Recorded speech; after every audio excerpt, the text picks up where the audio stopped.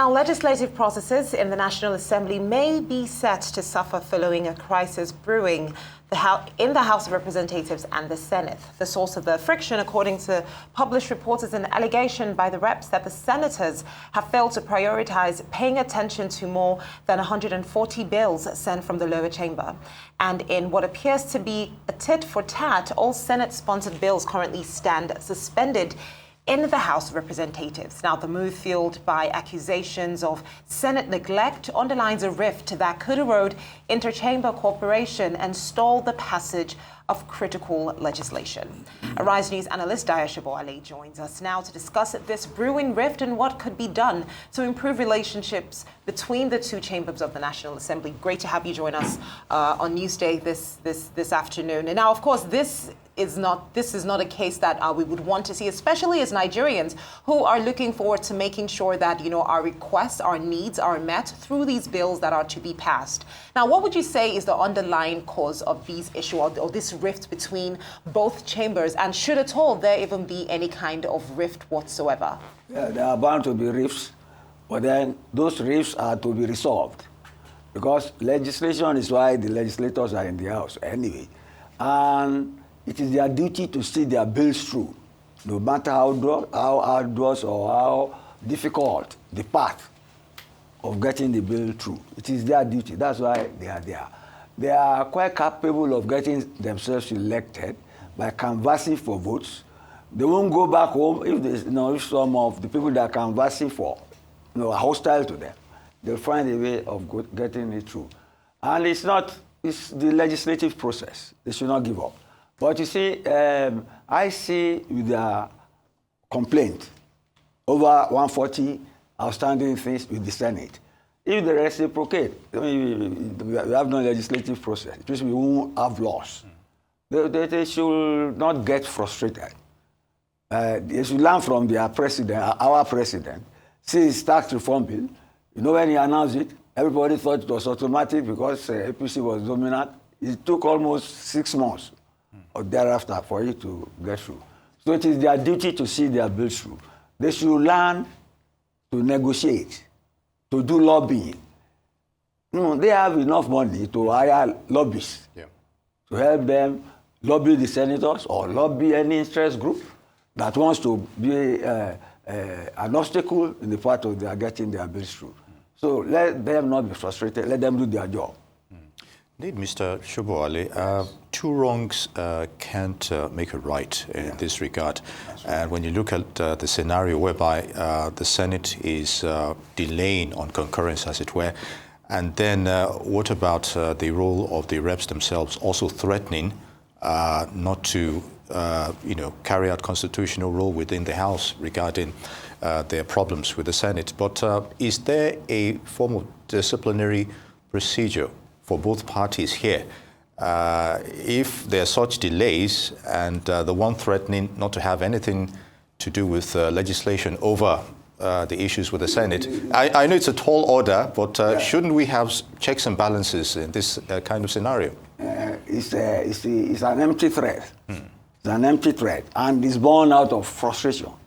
I'm saying they should not be frustrated because that's why they are there. They dare not say they will hold up on the bills from Senate, and the Senate will say they will hold up on them. No way, they are not politicians there. This is politicking on getting your bills passed. The two arms are the lawmaking entities.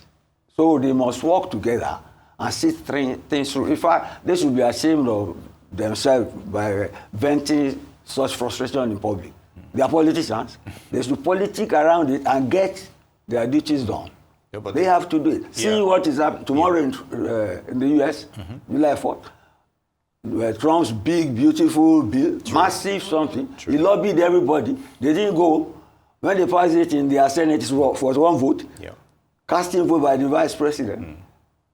Because they know what it means for them. They want to change American culture and way of life for the next 10 years. And maybe by tomorrow, if it gets through the House, this same House, similar to our own, there are some rebels in this party, Banga, who are trying to put some, it's ready to threaten, to cajole, carrot and stick situation. These legislators should do the same thing. They should not be frustrated. That's why they are there. And they amply paid. Of to course. do the legislative At the end of work. the day, but you Yeah. would agree that at the end of the day, they must come to a meeting table in order to agree, and there must be a negotiation, and there must be an agreement. Collaboration. I like that you say collaboration, because I was going to say I hope somebody wouldn't have to step down for the other to win. And No, this they have to cooperate and get their bills passed. But do you think that there's a bit of personality politics that may be at play that might be influencing the issues between the House leadership and the Senate leadership? Now that you have raised that, you say maybe the senators are feeling they are higher. Exactly. Or they are more important than the personality politics. But I mean, like he said, two wrongs do not make a right. Both arms have to see any bill through to become law before they pass it to the president to sign.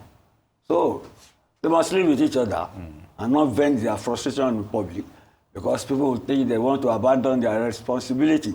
And if they want to do that, let them opt out of the house and let us have by elections. But you know, you said something about disciplinary measures. Just to piggyback on that, because I feel like when you have two institutions, and I'll call them that, that are arguing, there must be some. It's not the two fighting issue, please. Yeah, no, just to land to these two institutions. You know, they're not fighting; they are having a slight disagreement. That's a better way to put it. One institution with two facets that have a bit of a disagreement, because an institution cannot disagree with itself, right? Now, there must be some sort of accountability partner, maybe not disciplinary, maybe let's call it accountability partner, because when the two refuse to agree, who presides over the situation to make sure that it doesn't escalate? If that does not exist, there will be anarchy. There will be no anarchy. Don't exaggerate this thing. No, of course not. No, see, and I've spelled it out. They have to negotiate, collaborate, seek out each other's differences, and move forward, because their duty is to make laws. What if they don't? And you are talking of disciplinary committee, who will discipline them? What if you they talk don't? of checks and balances. This is in-house. Disagreement within the same institution. In-house, Mr. Politics is about dialogue and disagreements. Indeed, you resolve them. Let's focus on the impacts in terms of delays, because the more they have in these disagreements, there's the issue of delays. That's why I'm even talking about the issue of, okay, fine, you're causing these delays. Although you're optimistic that, it's just an in-house thing, they can easily resolve it, but for how long? Look at the bills they are quarreling over. Yes, 140. They are very important orthopedic they bills, are. health bills. It's not peculiar to Nigeria. See what is going on in Britain now. They want to cost benefits, personal independence payments, and all. The Labour Party wants to reduce this, but some of your party members rebelled against it. That over their dead body. And they try to find a way. They negotiate. Politics is about who gets what, when, and how. That's how a professor defined it. Politics who gets what, when, and how. Let them sort it out. They dare not say they will fence off each other.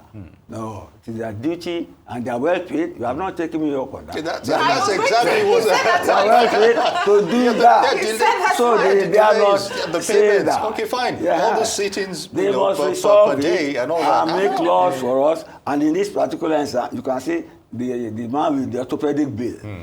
He was getting angry and frustrated. But they calmed him down.